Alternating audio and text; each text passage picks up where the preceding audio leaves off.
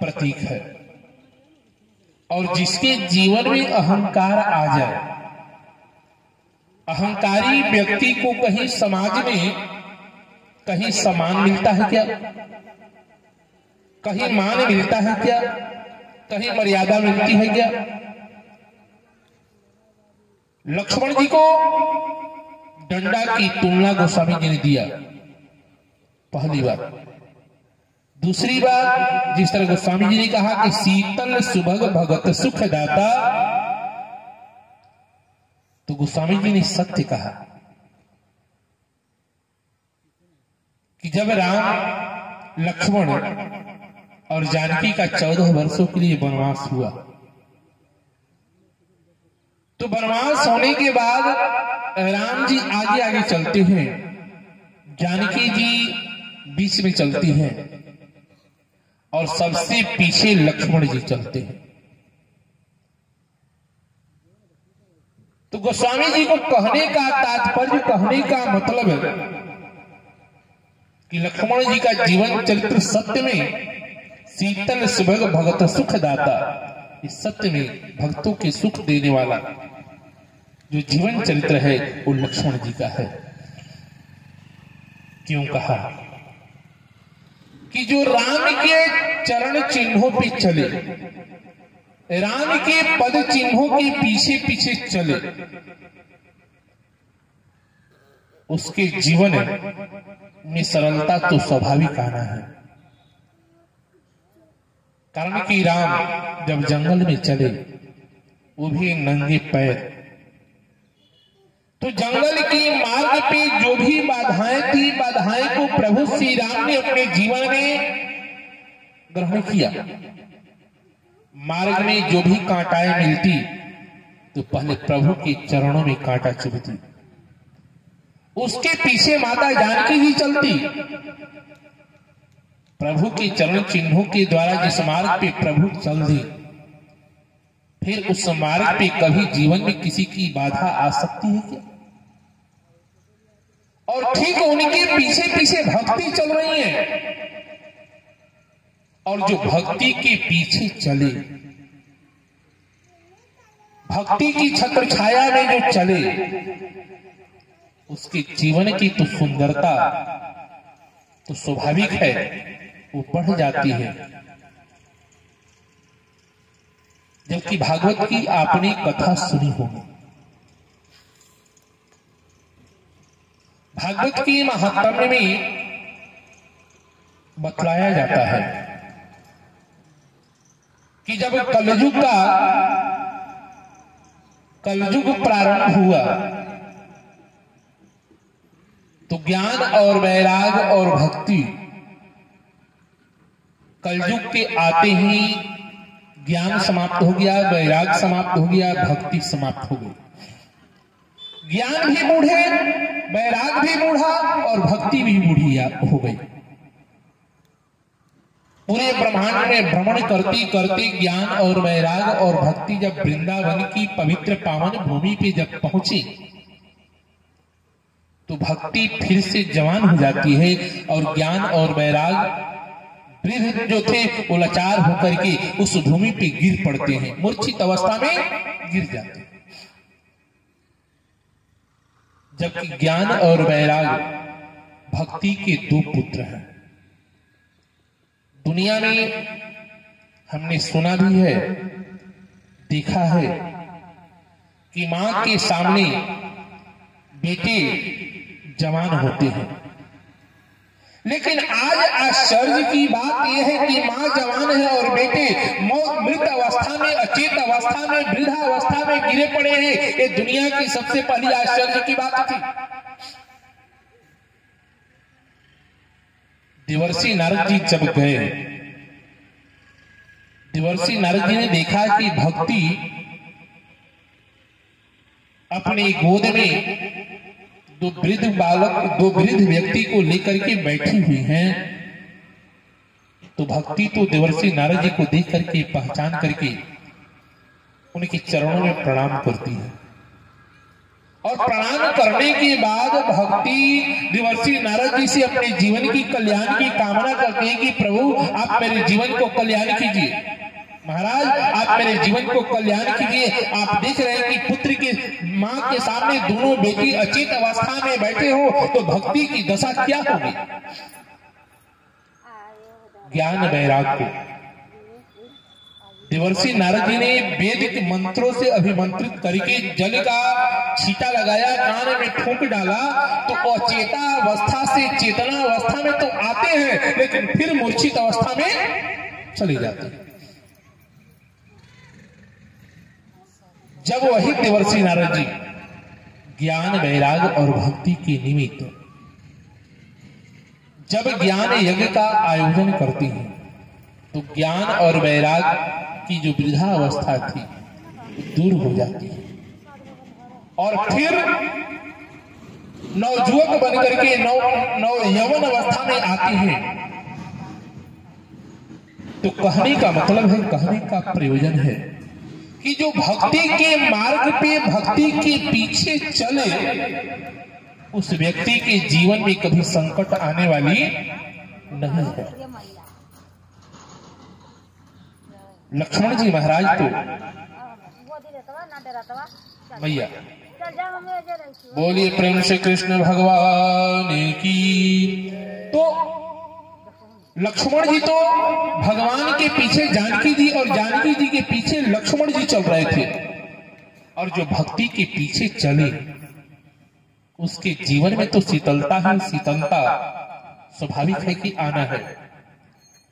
और जिसके जीवन में भक्ति के मार्ग पे चले तो उस व्यक्ति के जीवन में कभी अहंकार का समावेश नहीं होता है, पहली बात। इसीलिए गोस्वामी जी ने लक्ष्मण जी के विषय में कहा कि शीतल सुभग भगत सुख खाता, कि भगवान के भक्तों के सुख देने वाले अगर कोई है तो लक्ष्मण जी है। कारण अगले चौपाई में कहते हैं सो अवतर भूमि भय तारण शेष सहस्त्र शीश जग कारण। आज इस धराधाम पे अत्याचार, पापाचार, दुराचार जब बढ़ा तो एक बात बोलिए प्रेम से कृष्ण भगवान की, राघवेंद्र सरकार की। तो लक्ष्मण जी ने के विषय में गोस्वामी जी ने कहा, लक्ष्मण जी के विषय में एक बात और मैं बता दूं, लक्ष्मण जी है कौन? तो क्षीरसाई विष्णु है। वैकुंठे अस्तु भर्ता क्षीराध्य लक्ष्मण। ये क्षीरसाई विष्णु लक्ष्मण के रूप में आती है। इसीलिए गोस्वामी जी ने कहा कि शेष सहस्त्र शीश जग कारण सो अवतर भूमि भय तारण, कि पृथ्वी के भय को हरण करने के लिए लक्ष्मण जी का प्राकट्य इस धराधाम पे हुआ है। और जब लक्ष्मण जी का प्राकट्य भूमि के भय हरने के लिए हुआ है तो भय जब हरण करेंगे तो भक्तों के जीवन में सुख की तो प्राप्ति स्वाभाविक है कि हो जाएगा। इसीलिए गोस्वामी जी ने लक्ष्मण जी के विषय में कहा कि बंदा पद लछि मन जय जाता, शीतल सुभग भगत सुखदाता। यहाँ पे तो गोस्वामी जी ने कहा, लेकिन अगले चौपाई में क्या कहते हैं कि रघुपति कीरति अपिमल पताका, अदंड समान भयउ जस जाका। लक्ष्मण जी को डंडा कहा और पताका किसको कहा? तो राम जी को कहा। किसको? तो राम जी को। हमने परसों कहा होगा कि राम कथा कलिकामद गाय। राम कथा क्या है? ये गाय है, गाय के कामधेनु गाय के समान है, लेकिन कामधेनु गाय का दूध क्या है? तो राम है। कौन है? तो राम है। अगर दूध में चीनी को मिला दिया जाए तो दूध का कीमत बढ़ जाता है, उसकी महत्ता भी बढ़ जाती है, कारण कि दूध में मिठास आ गया, और मिठास आ गया तो दूध किसको प्रिय नहीं होगा। जिस दूध में चीनी डाल दिया जाए तो जिसे पीने की इच्छा न हो वो भी पी लेगा, लेकिन उसी दूध में चीनी के साथ अगर थोड़ी केसर मिला दिया जाए तो दूध की कीमत तो अनमोल हो जाएगा। उसकी कीमत कोई आंक नहीं सकता है। वो केसर कौन है? तो भरतलाल जी। तो राम के जीवन चरित्र से लक्ष्मण के जीवन चरित्र को हटा दिया जाए ना, तो राम का जीवन चरित्र जो है वो बिल्कुल अधूरा हो जाएगा, बिल्कुल अधूरा हो जाएगा। जब जब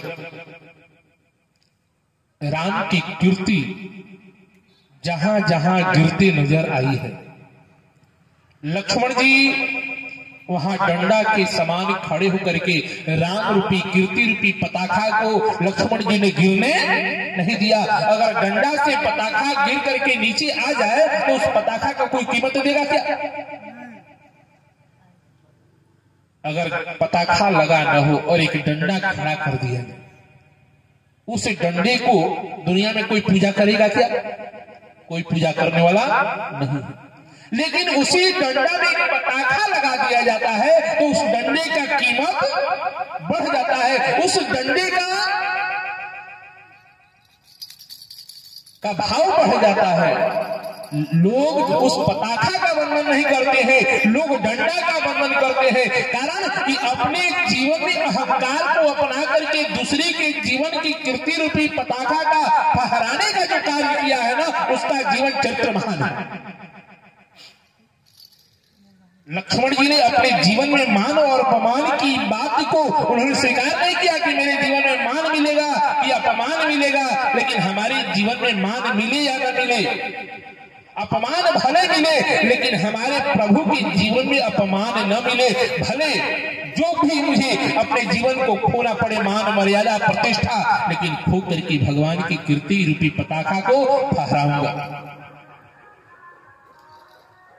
तो विचार कीजिए, जिसके जीवन में भगवान की भक्ति की अहंकार आ जाए, किसकी? तो भगवान की भक्ति की, वो भक्ति लेकिन स्वार्थ भरी नहीं, निस्वार्थ भरी। अगर स्वार्थ भरी अहंकार जब मेरे जीवन में आएगा ना, तो भक्ति उसी दिन समाप्त हो जाएगी। लेकिन जब निस्वार्थ भरी भक्ति अगर हमारे जीवन में आएगी ना, तो मेरा जीवन की महत्ता विशेषता बढ़ जाता है। गोस्वामी जी ने लक्ष्मण जी के विषय में यही कहा कि रघुपति कीरति विमल पताखा दंड समान भयउ जस जाका, कि राम रूपी पताखा को लक्ष्मण रूपी डंडा ने हमेशा जगत में फहराने का कार्य किया है। जब जब राम की कीर्ति जब गिरने की स्थिति में आई, तब तब लक्ष्मण ने राम रूपी पताखा को, राम रूपी कीर्ति को फहराने का काम लक्ष्मण जी ने किया। जब जनकपुर में गए और जब जनक जी महाराज ने जब ये शब्द कहा कि आज मुझे पता चल गया कि वीर विहीन महिमा जानी, कि आज मुझे पता चल गया कि इस दुनिया में, इस राज्य में, इस ब्रह्मांड में, इस पूरे विश्व में अब कोई क्षत्रिय बचा नहीं। आज के बाद सब लोग अपने आप को क्षत्रिय कहलाना छोड़ दे। उस सभा में राम जी भी बैठे थे, लक्ष्मण जी भी बैठे थे। लक्ष्मण जी ने मानो प्रभु की तरफ देखा कि महाराज, आपके सामने एक जनक जी ऐसे शब्द को प्रयोग कर रहे हैं कि जो आपकी रहती इस जगत में कौन कह सकता है कि क्षत्रिय से जगत खाली हो गया है। और वैसे जनक की बात सुन करके भी आप मौन स्वीकार किए हैं, ये उचित है? प्रभु ने मानो लक्ष्मण को इशारा किया कि हम तो मर्यादा में बंधे हैं, कारण कि राम का जीवन जो है वो मर्यादित है और मर्यादा से कभी हट करके राम अपने जीवन को जी नहीं सकते हैं। कारण कि बाजू में गुरु बैठे हैं और गुरु के आदेश के बगैर हम अपने जीवन में एक कदम भी बढ़ाने वाले नहीं है। लक्ष्मण जी ने कहा कि आप गुरु को आदेश को मानो, लेकिन मैं गुरु के आदेश को मानने वाला नहीं हूं। कारण कि जब मेरे प्रभु की कीर्ति मिट जाए, जब मेरे परमात्मा की कीर्ति धूल धूसरित हो जाए, तो गुरु की आदेश की क्या कीमत? जब हमारे प्रभु की कीर्ति ही मिट जाए तो गुरु के बाद में आदेश मिलने से कोई फायदा क्या? लक्ष्मण जी ने गुरु के आदेश को लेना उचित नहीं समझा। इसका मतलब कि लक्ष्मण जी ने गुरु की अवहेलना की? लक्ष्मण जी ने गुरु की अवहेलना नहीं की। मानो लक्ष्मण जी ने संकेत किया कि प्रभु, जहां मेरे प्रभु की कीर्ति धूल धूसरित हो, वहां लक्ष्मण अपने जीवन में जस की कामना नहीं करेगा कि मेरे जीवन में जस मिले। दुनिया के लोग भले मुझे अपजस कहे, अहंकारी कहे, कुछ भी कहे, मुझे सब स्वीकार, लेकिन परमात्मा की कीर्ति को मैं मिटने नहीं दूंगा। इसलिए लक्ष्मण जी तत्काल खड़े होते हैं और कहते हैं कि कहीं जनक अर्चित वाणी अविद्यमान रघुकुल मन जान। लक्ष्मण जी ने तो यहां तक कह दिया। इस धनुष की बात करते हो जरा, कंदुक एव ब्रह्मांड उठाओ, सत जोजन प्रमाण लय धाओ। एक जोजन की बात क्या, मैं 100 जोजन तक इस पूरे ब्रह्मांड को उठा करके दौड़ लगा दूं, इस धनुष की बात करते हो? लोगों ने यहां पे प्रश्न कर दिया। रामचरितमानस में लोगों ने प्रश्न कर दिया कि इसका मतलब यहां तो जनक जी की प्रतिज्ञा है कि जो धनुष को उठाएगा उसी से जानकी जी का विवाह होगा, तो इसका मतलब कि लक्ष्मण ही धनुष को उठा लेगा, तो फिर राम से विवाह कैसे होगा? लक्ष्मण जी ने कहा कि दुनिया वालों की नजर में है कि धनुष उठेगा तब जानकी का विवाह होगा, लेकिन लक्ष्मण जी के नजरों में तो राम और जानकी का विवाह तो उसी वक्त हो गया जब पुष्प वाटिका में राम और लक्ष्मण जब फूल लेने के लिए गए थे और जानकी जी भी पुष्प वाटिका में गौरी पूजन करने के लिए जाती है। कितने ही अवसर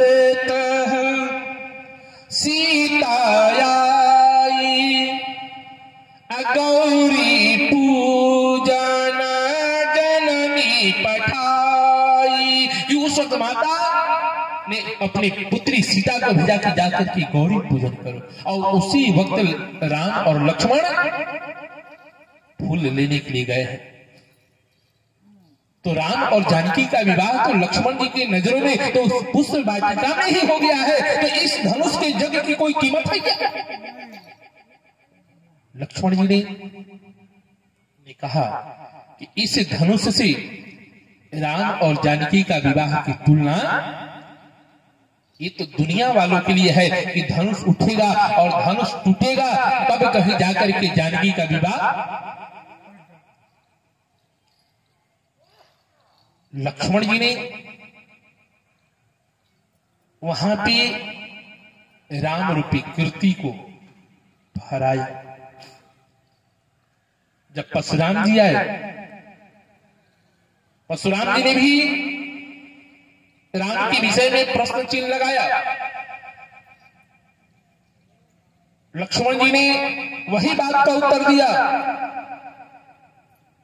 कि बहु धन हुई तो रही लड़काई, कि हमने तो ऐसे ऐसे धन ही को तो बचपना में कितना तोड़ दिया कि कबहु न अस ऋषि किन्ह गोसाई, कि कभी आपने क्रोध नहीं किया, पर इस धनुष के ऊपर इतनी ममता किस लिए? यही धन ही पर ममता के ही हेतु, इस धनुष में इतनी आपको ममता का क्या जरूरत है?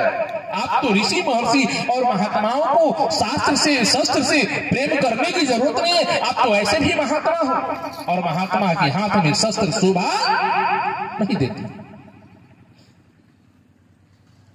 भला परशुराम जी को कोई छेड़े और परशुराम जी कहीं चुप रहने वाले? वहां भी लक्ष्मण जी ने राम रूपी कीर्ति को गिरने की जब स्थिति आई तो लक्ष्मण जी ने राम रूपी कीर्ति को रोका कि राम रूपी पताखा कहीं जमीन पर न गिरे, और लक्ष्मण रूपी डंडा उस पताखा को खड़ा होकर के फहराता है, जिसके कारण लक्ष्मण की कीर्ति जो है, राम रूपी कीर्ति में मिलने के बाद लक्ष्मण की कीर्ति जो है, लक्ष्मण का जस जो है वो महत्ता बढ़ जाता है।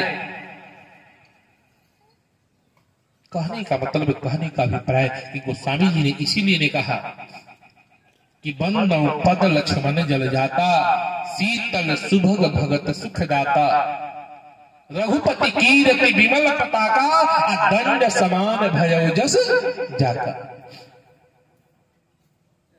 लक्ष्मण जी के चरणों में गोस्वामी जी ने वंदन किया। इसके बाद वंदना करने, अंतिम वंदना करते हैं किसके चरणों में? तो शत्रुघ्न लाल जी के चरणों में। अभी तक जितनी भी वंदना गोस्वामी जी ने किया, बड़ा ही अनोखे ढंग से किया। लक्ष्मण के जीवन में भी किस तरह से विश्लेषण दिया, और जब शत्रुघ्न जी की बारी आई तो शत्रुघ्न जी के विषय में बड़े ही सुंदर ढंग से गोस्वामी जी ने कहा। क्या कहा? कि रिपुसूदन पद कमल नमामि, असुर सुशील भरत अनुगामी। शत्रुघ्न जी को गोस्वामी जी ने रिपुसूदन कह दिया।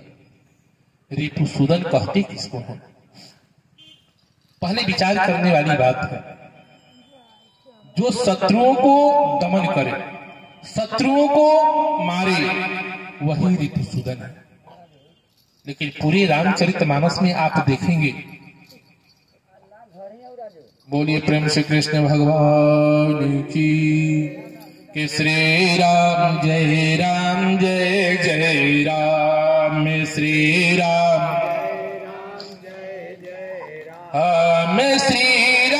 जय जय राम, श्री राम में श्री राम जय जय राम, श्री राम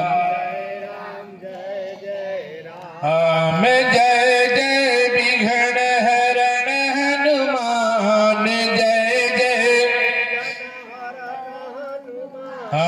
श्री राम जय जय राम, श्री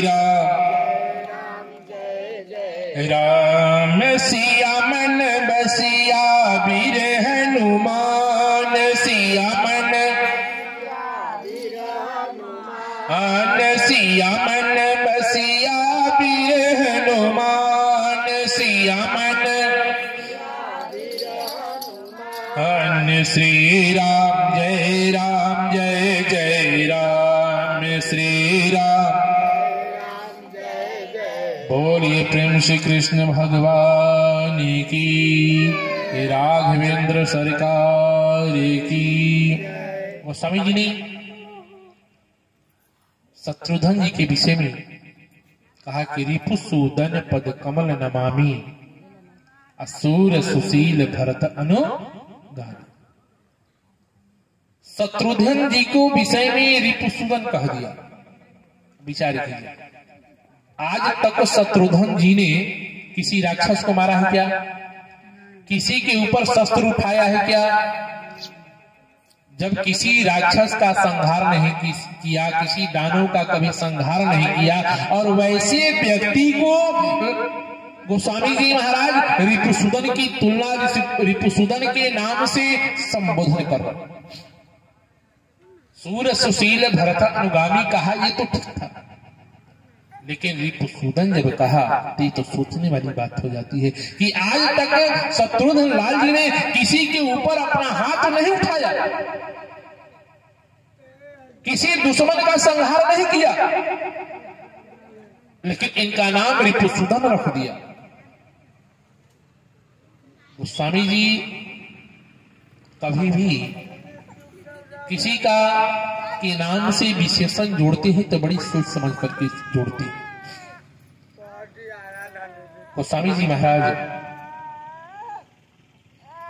इतने प्रकांड विद्वान थे जिनकी गुणता को समझना सबके बस का नहीं है। कोई अगर चाहे कि चौपाई का अर्थ इतनी सहजता से निकाल दे तो सब लोग निकाल सकते हैं, लेकिन निकालने से पहले गोस्वामी जी ने बड़े सावधानी कर दिया है। क्या कहा है कि पढ़ लो समझ लो लगा लो मन माने अर्थ, पढ़ लो समझ लो लगा लो मन माने अर्थ, पंडित प्रवीण तुम्हें कौन कठिनाई है, किंतु इस अनंत मानस महासागर की जाने कौन कितनी कहां पे गहराई है।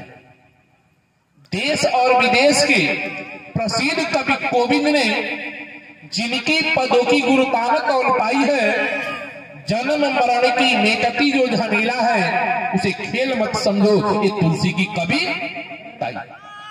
पढ़ लीजिए इनके चौपाई पे पद पे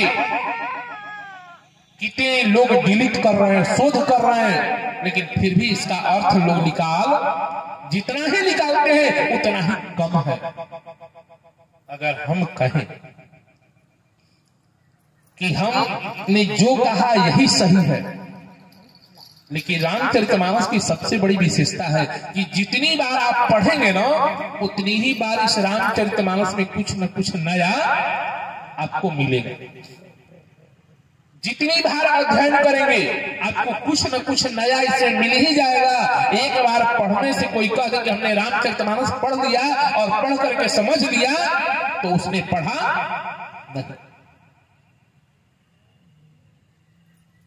ये तो अथाह सागर है, जिस सागर की गहराई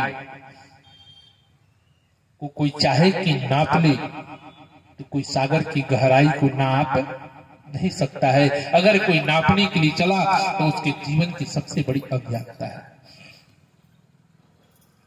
जिमी पिपील का सागर था, ठीक वही दृष्टांत हमारे साथ भी हो सकती है।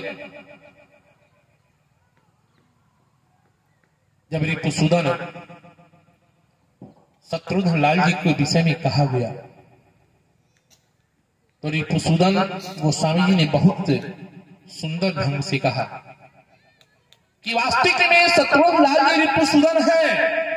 शत्रुओं को इन्होंने संहार किया, लेकिन जिस शत्रुओं का संहार शत्रुघ्न लाल जी ने किया ना, उस शत्रु को मारने की समर्थाएं राम के अंदर नहीं है।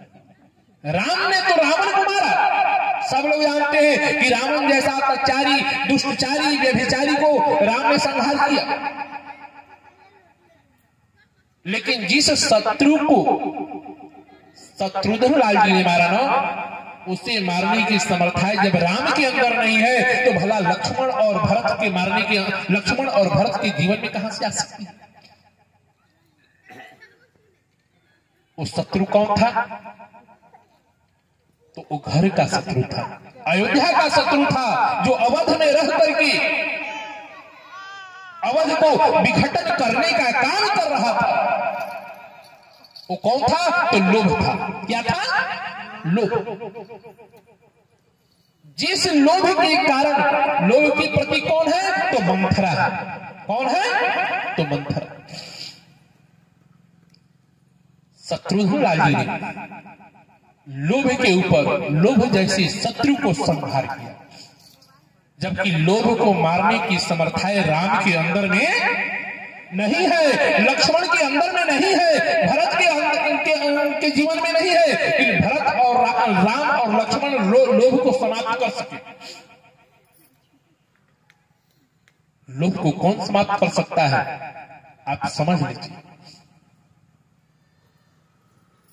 जो संत चरण अनुगामी हो। कौन? जो संत चरण अनुगामी हो वही लोभ को परास्त कर सकता है, अन्यथा कि कोई दूसरे के अंदर समर्था है नहीं है। रिपुसु दंड पद कमल नमामि असुर सुशील भरत अनुगा। भरत जी कौन है? तो संत। जो व्यक्ति, जो जीव अपने जीवन का समर्पण संतों के चरण में कर दे, तो संत के चरणों में समर्पण करने के पश्चात व्यक्ति के जीवन की आशाएं और तृष्णाएं जो है वो बिल्कुल समाप्त हो जाती है। लोभ पास जे गर्म बंधाया सो नर तुम समान रघुराया, कि जिसकी जीवन में लोभ का समावेश नहीं होता है ना, वो परमात्मा के सदृश हो जाता है। लक्ष्मण जी, शत्रुघ्न लाल जी ने अयोध्या के शत्रु, अयोध्या की दुश्मन मंथरा थी और मंथरा लोभ की प्रतीक थी।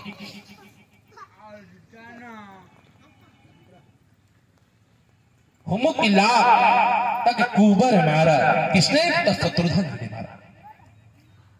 न मंथरा रहेगी, न अयोध्या में शत्रुता की बीज पनपेगी, और न कभी लोभ का समावेश होगा और अयोध्या में शांति हो जाएगी। वैसे शत्रु को, वैसे लोभ को प्रहार करने की समर्थाएं अगर किसी में है तो शत्रुघ्न के सिवा किसी और में, और जो लोभ के ऊपर विजय की प्राप्ति कर ले, भला उसकी कोई तुलना कर सकता है क्या? स्वामी जी तो कहा है कि काम क्रोध मद लोभ अपार। काम के ऊपर व्यक्ति विजय पा सकता है, और काम भी व्यक्ति के जीवन में आता है तो क्षणिक आता है, फिर समान हो जाता है। दूसरा क्रोध। क्रोध में व्यक्ति 24 घंटा रह सकता है क्या? क्रोध आएगा और 2 मिनट 5 मिनट के अंदर चला जाएगा। काम क्रोध। मद माने अहंकार। अहंकार व्यक्ति के जीवन में हमेशा रहता है क्या? अहंकार कभी न कभी टूट जाता है। लेकिन लोभ किसी व्यक्ति के जीवन से समाप्त हो सकता है क्या? लोभ किसी के जीवन से कभी समाप्त होने वाला, इसीलिए गोस्वामी जी ने जोड़ दिया कि काम क्रोध मद लोभ अपारा। लोभ जो है अपार है, लोभ को समापन कोई कर नहीं सकता है। लोभ क्या है? तो हमारी आवश्यकता है। हमने पढ़ा था आवश्यकता व्यक्ति के जीवन की अनंत होती है। एक आवश्यकता की पूर्ति नहीं हुई कि दूसरी आवश्यकता जो है वो हमारे सामने आकर के लग जाती है। उसके ऊपर शत्रुघ्न लाल जी ने विजय की प्राप्ति की। एक बार की बात, एक भिखारी भीख मांगता था, और जाकर के भीख जब मांगे, दिन भर भीख मांगे, लेकिन उसका पात्र भरता नहीं था। घूमते घूमते देवर्षि नारद जी से भेंट हो गई। देवर्षि नारद जी से कहा कि महाराज, देवर्षि नारद जी ने पूछा कि तू कहां जा रहा है? तो उसने कहा कि मैं जा रहा हूं भीख मांगने के लिए। तो तुझे भीख मांगने की क्या जरूरत है? कहा कि महाराज मैं दिन भर भीख मांगता हूं, लेकिन फिर भी ये मेरा पात्र भरता। अगर मेरा पात्र भर जाए तो मैं भीख मांगना मैं छोड़ दूं। मेरा पात्र भर जाए, पात्र का मतलब समझ रहे हैं? बर्तन। अगर मेरा पात्र भर जाए तो मैं भीख मांगना छोड़ दूं। देवर्षि नारद जी ने कहा कि जब ऐसी बात है तो मैं एक पत्र लिख करके तुमको मैं दे रहा हूं, और एक पत्र लेकर के कुबेर के पास चले जाए। वो भिखारी उस पत्र को लिया और पत्र लेकर के चला कहां? तो कुबेर के पास। कुबेर के दरबार में गया तो कुबेर के दरबार में जाकर के अपना हाजिरी लगाई कि महाराज मुझे देवर्षि नारद जी ने भेजा है। लोगों ने उस भिखारी को कुबेर के दरबार में पहुंचाया, और कुबेर के दरबार में जाने के पश्चात उस भिखारी ने देवर्षि नारद जी का दिया हुआ लिखा हुआ पत्र को कुबेर के पास भिजवाया। कुबेर जी ने देखा कि देवर्षि नारद का पत्र है और संत की आदेश जो है ये शिरोधार्य है, कारण कि संत की आदेश को कोई जगत में अवहेलना नहीं करता है, कारण कि संत की आदेश परमात्मा की आदेश होती है। कुबेर ने अपने दूतों से कहा कि ले जाकर के इस भिखारी के पात्र को भर दो, जो चीज इसको चाहिए, हीरा जवाहरात जो चाहिए उसी से इसका पात्र भर दो। उस भिखारी को लेकर के राजकोष में ले जाया गया कि तुमको जो चाहिए वही अपने पात्र में तुम भर लो, तुमको जो चाहिए उसी से अपना पात्र भर लो। भिखारी ने कहा कि मेरी आदत है कि मैं अपने से उठाता नहीं हूं, आप ही उठा करके मेरे पात्र को भर दो। अब कुबेर के दूत लगे, ला करके पात्र में डालना शुरू किया। पात्र में डाले जाए लेकिन पात्र भरने का नाम, यहां तक कि पूरा कुबेर का खजाना खाली हो गया। दूतों ने आकर के कुबेर से कहा कि महाराज पूरी खजाना खाली हो गई लेकिन भिखारी का पात्र भरा नहीं है। कुबेर को आश्चर्य हुआ कि हमारा खजाना खाली हो गया लेकिन इस भिखारी का पात्र नहीं भरा। तुरंत कुबेर जी ने देवर्षि नारद को आवाहन किया कि महाराज आप कैसे कैसे आदमी भेज देते हो कि उस भिखारी के पात्र ने हमारे पूरी खजाना को खाली कर दिया लेकिन उसका पात्र अभी भरा नहीं है। देवर्षि नारद जी ने उस भिखारी को बुलाया और भिखारी को बुला करके भिखारी से पूछा कि पहले तू अपना पात्र मुझे दिखा, अपना पात्र मुझे दिखा। जब भिखारी ने अपना पात्र देवर्षि नारद जी को दिया तो देवर्षि नारद जी ने देखा कि पात्र सही में भरा नहीं है, पात्र खाली का खाली और पूरा कुबेर का खजाना भी खाली हो गया। देवर्षि नारद जी ने उस पात्र को उलट और पलट करके जब देखना शुरू किया तो देखते क्या है कि पात्र क्या है, तो ये मानव की खोपड़ी है। क्या है? मानव की खोपड़ी है। ये कभी आज तक भरा है क्या? हम जिस पात्र को भरने के फेरे में रहते हैं कि मेरा पात्र भर जाए, तो कभी जीवन में पात्र भरा है क्या कि भरेगा? कभी ये भरने वाला नहीं है। हमें कहने का मतलब है कि जिस तरह शत्रुघ्न लाल जी ने लोभ के ऊपर विजय की प्राप्ति की, उनका जीवन धन्य हुआ। जब तक हम लोभ के ऊपर अंकुश नहीं लगाएंगे तब तक हमारी जीवन का भी कल्याण होने वाला नहीं। ऐसे भी कहा जाता है कि जीवन क्षण भंगुर है सबका, अयंततः सभी को जाना है। अजाने कौन कहाँ चला जाए, जीवन का कौन ठिकाना है। धन धरती कोठी को संभाल, सब क्षण में ही छूट जाएंगे। जिनको तुम अपना समझ रहे, वे दूर सभी हट जाएंगे। हम जिसको हम समझते कि हमारा है, या आज तक हमारा हुआ क्या? हम लाखों की संपत्ति, करोड़ों की संपत्ति हमने अपने जीवन में टर्न ओवर किया। टर्न ओवर करके हमने बिल्डिंग, कोठा, अटारी बना ली, लेकिन उस क्षण याद कीजिए कि जीवन क्षण भंगुर है सबका, अयंततः सभी को जाना है। अजाने कौन कहाँ चला जाए, जीवन का कौन ठिकाना है। धन धरती कोठी को संभाल, सब क्षण में ही छूट जाएंगे। जिनको तुम अपना समझ रहे, वे दूर सभी हट जाएंगे।